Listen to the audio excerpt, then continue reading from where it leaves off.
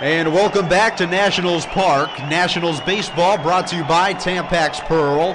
And we have a historic moment here in our nation's capital as Brandon League tries to do the impossible.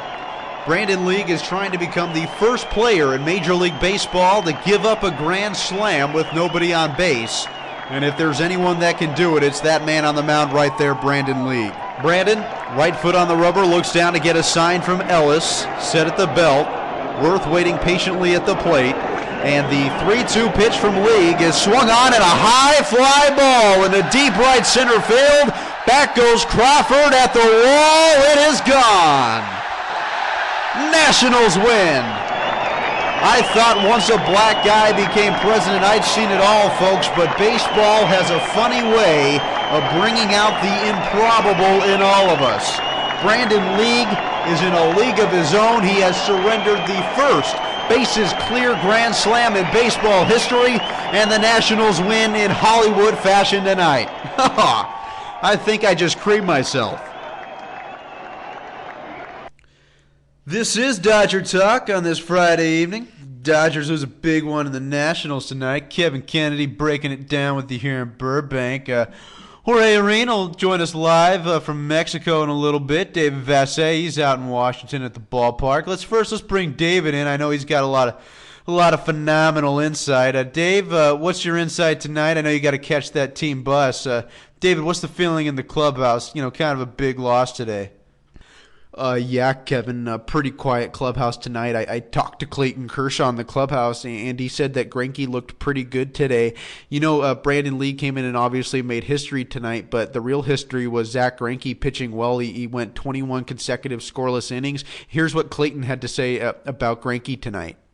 David, honey, I got the lube ready. Well, that wasn't the sound I was looking for, Kevin, but basically Clayton said that Greinke had command of all of his pitches, and that really helped out tonight. Way to point out the obvious, Captain Dipshit. What's going on with Daniels Jewelers? Any news on Daniels? No Daniels Jewelers tonight, Kevin. They're not doing it on Friday nights anymore. No Daniels Jewelers. Well, it sounded like your wife was going to turn your asshole black and blue, and like a whole new blue, there's a whole new L.A. waterfront waiting for you at the Port of Los Angeles. Let's go to the phone lines. They're hotter than a pistol in Virginia Tech. Our first caller is, whoa, Kevin, don't forget about me. I got to get in my opening thoughts. Jorge, great. What are your thoughts on tonight's game? I'm going to run home and back real quick while you answer that. Yeah, absolutely, Kevin. I mean, I tell you, it was one of those games where you just gotta tip your hat and say, man. I mean, you talk about Greinke showing up for the big games, and I gotta tell you, I was talking to Fernando, and we saw a real attitude change with this club. It's the confidence, it's the attitude that they're gonna come to the ballpark and do whatever it takes to win that particular day. And I mean, you saw it tonight in prime. You know, it just what an example. Okay, Jorge, shut the fuck up. They lost tonight. Seriously, dude. They'll be back at it tomorrow. But first, let's go to the phone lines. They're lighting up like a glow-in-the-dark dildo. Tony from Los Feliz, you apparently have no life still. Tony, what's on your mind? You're on Dodger Talk. Yes, good evening, gentlemen. Thanks for taking my call again. I guess I'm sort of batting leadoff tonight, sort of the Carl Crawford of the show, if you will. But I suppose that might not be a particularly good thing to be right now, but that's a different conversation. I want to take a time and make this as quick as I can. When I was watching tonight's game, I sort of got that feeling Oral Hershiser with Zack Greinke. I mean, call me crazy. 21 consecutive scoreless innings, and to go way back, call me even crazier. Don Drysdale. The comparisons are there, Kevin. Just a gutsy performance, being able to escape those jams, keep the Nationals at bay. And I'll tell you one thing, gentlemen. Don Mattingly has really proven me wrong over the past several weeks, and I want to take the opportunity actually to apologize to L.A. Ford. I met with him over the weekend at his house, if you want to call it that, in Fontana, and we really settled our differences, Kevin. His wife, Nancy, gave me a killer reach around. I mean, I came probably quicker than I have ever came since I was about 17 years old. Chavez Ravine actually under the left field pavilion. One of the ushers, female ushers at the time, just gave me a killer reach around when Pedro Guerrero hit a home run. I mean, I just splurged almost all over Willie Davis's head, and this was way back when. So great time to be a fan, and I'll talk to you guys soon. Brandon League obviously blew it tonight. Deja vu all over again, like I said last time. So deja vu on that as well. But that's going to happen. Great time to be a Dodger fan. Thanks for taking my call. Appreciate the insight, Tony. We always appreciate the insight here on Dodger Talk. Actually, when I was managing back in Boston, I didn't come in the big leagues till about 1994. It might sound shocking, but coming was pretty taboo in the big leagues during that time, especially in the clubhouse. Let's just put it that way. Let's go to, looks like we got a private caller. Private caller, you're on Dodger Talk. What's on your mind? Hey guys, Zach Greinke's contract is like fucking Barry Zito 2.0, man. Whoa, okay. Okay, hold on a second. Magnolano, trace that call because that's Bush League. Who's coming on this show? Wait a minute. Something just occurred to me. Is that Amir? Oh, that's totally Amir. Oh, come on, Amir.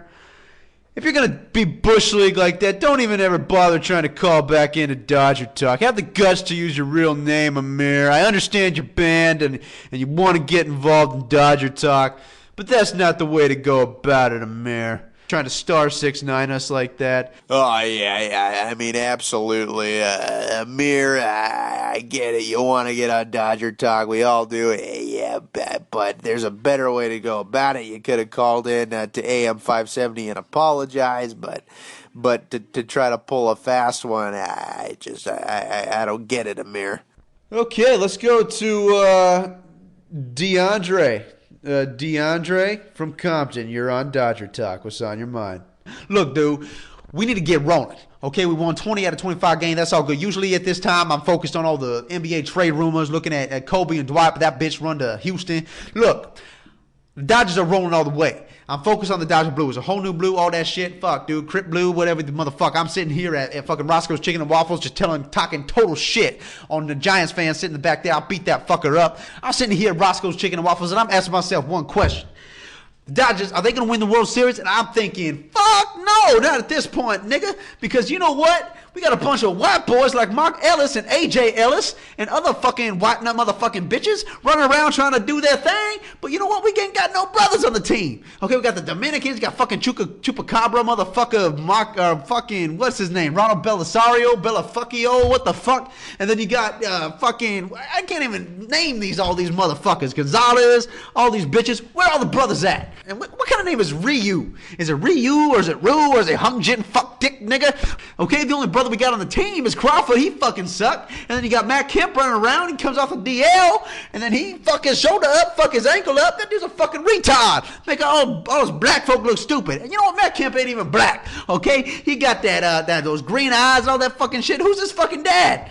Who's this fucking dad? Tom Selleck or some shit? No, dude, he ain't even fucking black, okay? And that's the bottom line, okay? We need some brothers on this team, like Darryl Strawberry and Franklin Stubbs. That's how we win the championships, homie. And you know what? But you know what? Right now, all these white boys, all these Dominicans, all that shit. Look, I ain't trying to hate, dog. But you know what? We ain't going nowhere. Usually, I'm all focused on the NBA trade rumors. But right now, the Lakers fucking suck. So you know what? The Dodgers are here. The Dodgers are the best. But we need some fucking brothers. Let's do this. Let's do this. Let's do this. Do this. Okay, calm down. We appreciate the sentiments. Obviously, I can't really comment on that. That's a very over-the-top, kind of racist, kind of really bizarre thing you just did. I don't really understand how we didn't cut you off, but after we only cut off Amir after one cuss word, but it is what it is, and let's move on.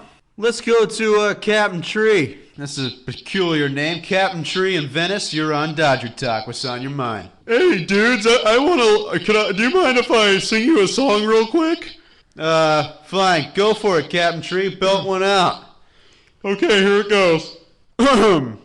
We've only just begun to live while lacing promises, and yet we've just begun Before the rising sun, we fly. So many roads to choose. We start all over and drink Okay, stop, Captain. Okay, that's terrible. You can't hit a note to save your life. Fuck you, man. Next caller. Barack Obama. Barack, you're on Dodger Talk. That rhymed. What's going on? First of all, what David Vasseh is saying is simply not true. Zach Greinke had a phenomenal fastball, no doubt. Greinke's changeup is simply not good enough. Unfortunately, myself, Michelle, Sasha, the rest of my daughters, and the entire United States government simply does not agree with Vasseh. Zach Greinke has a pretty decent curveball, but again, it's really indicative of A.J. Ellis calling the pitches. So what I'm proposing is that we take 30% of the Dodgers' luxury tax and give it to all the poor people. Okay, we appreciate the sentiments. We got your point there. We got a lot of callers to get to, Barack, but welfare is all fine and good. I was on welfare at one point. Actually, when I got fired from, when I left Boston willingly, I was on welfare at the time, and it helped me out all fine and good. So appreciate the sentiments, Barack, but might want to focus on fixing the government instead of focusing on Dodger Talk. Okay, looks like Dave Magnolano just passed me over a note here. Looks like we have some sound from a press conference with Ned Colletti. Let's play that sound from Ned's press conference. Obviously, we're hosting this press conference for a reason. I've been a big part of the organization for a long time, but I felt like possibly it's time for me to walk away and move on to different avenues. Ned, what are you looking to do? What are you looking to get into after baseball? Well, I was thinking about taking up acting. Chris Capuano and I put on a little play in the clubhouse in Washington. We got all the players together. We wrote a little skit, and it was just me, Capuano, Uribe, and a couple others. I think Andrew Jones actually came back to reprise his role, and we did kind of like a little thing. We had our iPhones out and made a little sitcom out of it, and I've had a good time doing that. So I think I have to pursue acting. Ned, obviously you're a great general manager. Are you going to play out the rest of the year, or are you going for this acting thing right away? I think I'm gonna stick it out. I'm gonna stick it out for the rest of the season. We've gotten a lot of support from the whole new blue. It is a whole new blue. Stan Kasten, Magic Johnson, and the rest of the crew. They've made it feel like a whole new blue. So I'm looking to stick around in this blue and see what we could do for the rest of the season. Obviously, Chris Capuano, it could get us something big. We think Capuano could net us pretty much any play in the big leagues. But again, Capuano's a guy we look to extend before anything else. We don't want to trade him. Obviously, Chris Capuano's got big stuff. His fastball, unparalleled in baseball. His curveball, when it's on, it's pretty much right up there with Wainwright and Kershaw. And he's got a decent ass. And his tits are nothing. They're okay. I've seen him in the clubhouse. So from a standpoint of marketing, we could make a lot of Capuano T-shirts, a lot of Capuano naked bodysuits, a lot of Capuano kind of memorabilia, maybe posters of some sort for the female demographic. So we're looking to keep Capuano, but we're looking for him to be our number 2 starter for the foreseeable future.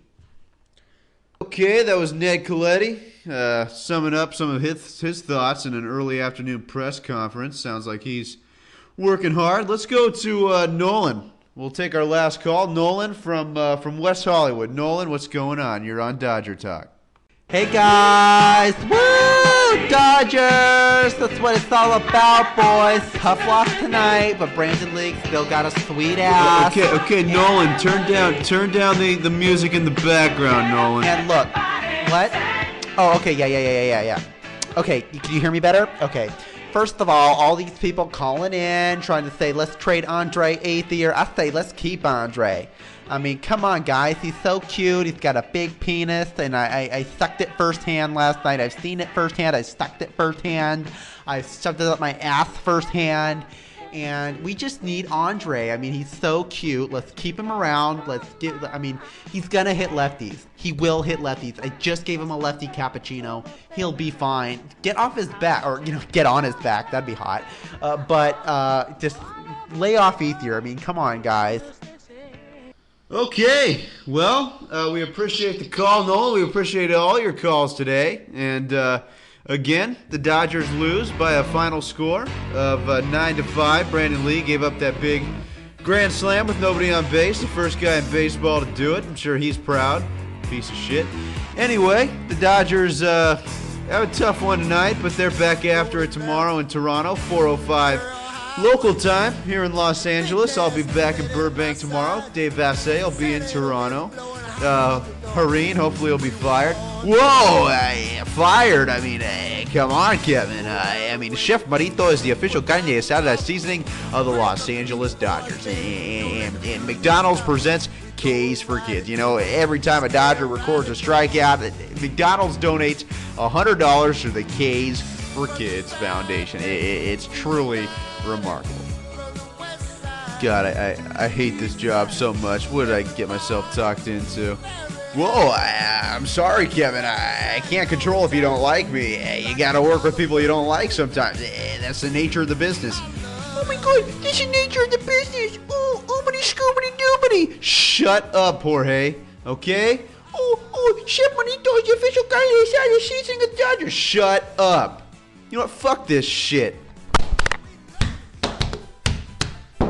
Fuck this shit. I'm going back to Boston. That's it.